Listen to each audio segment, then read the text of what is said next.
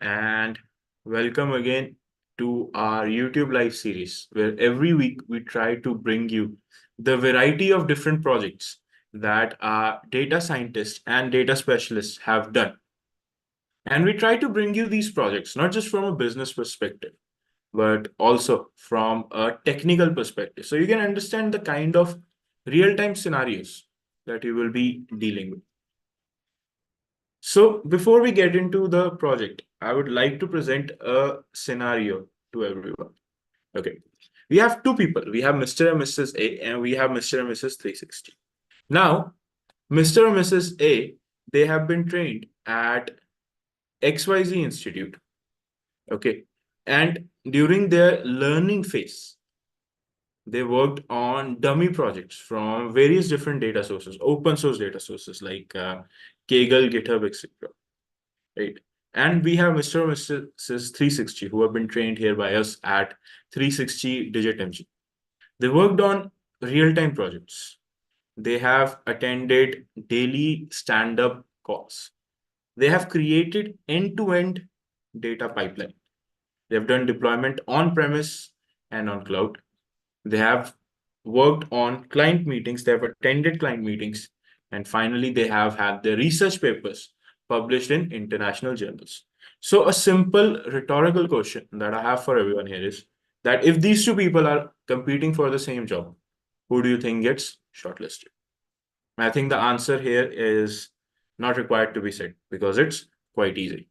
So before any other delays or any other discussions, I would like to present one of the rising superstars in the industry of data science and artificial intelligence. We have Purvaja who has joined us. Good evening, Purvaja. Yeah, good evening, Aditya. So, Purvaja, why don't you walk us through the project that you worked on?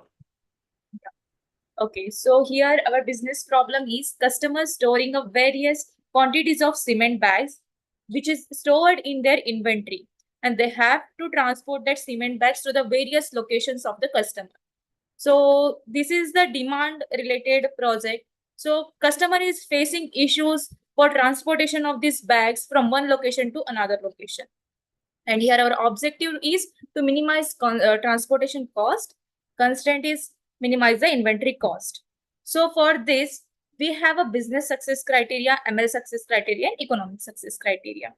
By using this business problem, we are trying to reduce transportation cost at least by 10%.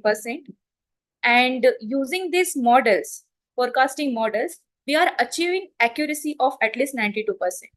And like economic success criteria, we have to achieve at least 1 million millions for reducing the transportation cost. So this is the overall view of this project. Okay. So here, Purvaja, why don't you just walk us through the kind of data that you're dealing with and maybe some challenges that you faced in this data? Okay. So data having multiple locations like market 1, market 2, like that, like 16 to 13 markets were there. And we have lots of missing values. We have daily data, monthly data, so we convert it into monthly. That's why we have like missing values were there. So we use some imputation techniques. Then we treated outliers. So missing value was the most challenges for us. So we used multiple kinds of imputations for which we are using in time series basically. So yeah, that's it. So let's talk about the crux of the data here. We have the models, right? And since you have mentioned forecasting here, so this is a forecasting related project where the Yes. task was to do monthly demand forecast, as Purvaja has pointed out, right? So here, Purvaja, what were the different algorithms that you experimented on while you were working on this project? So we started with some basic models.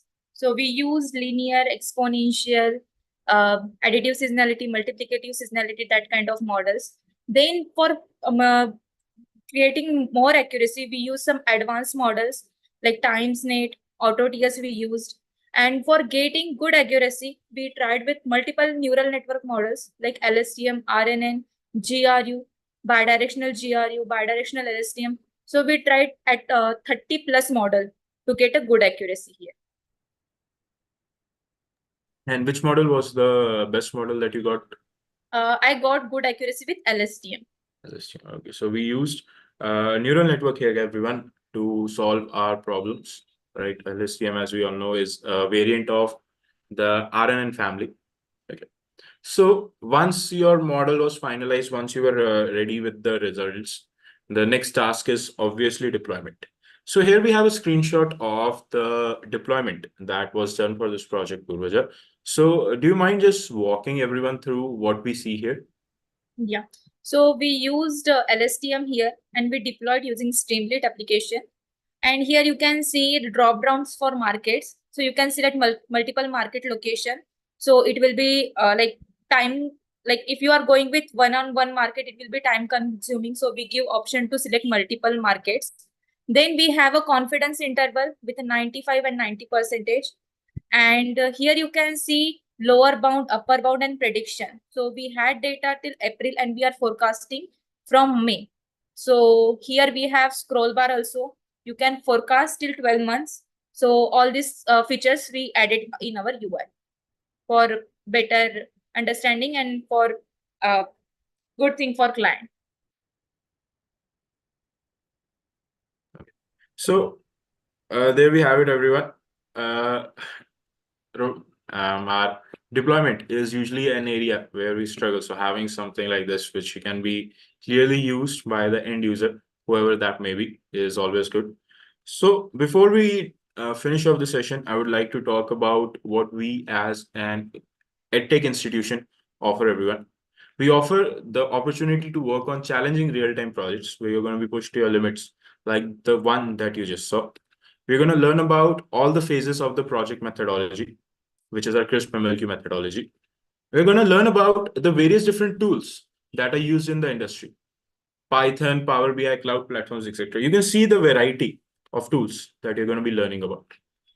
We're going to have the opportunity to work on research papers that are going to be published in international journals.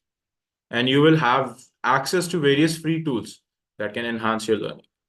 So you'll be given access to the mind map. You'll be given access to the ML architect assistant.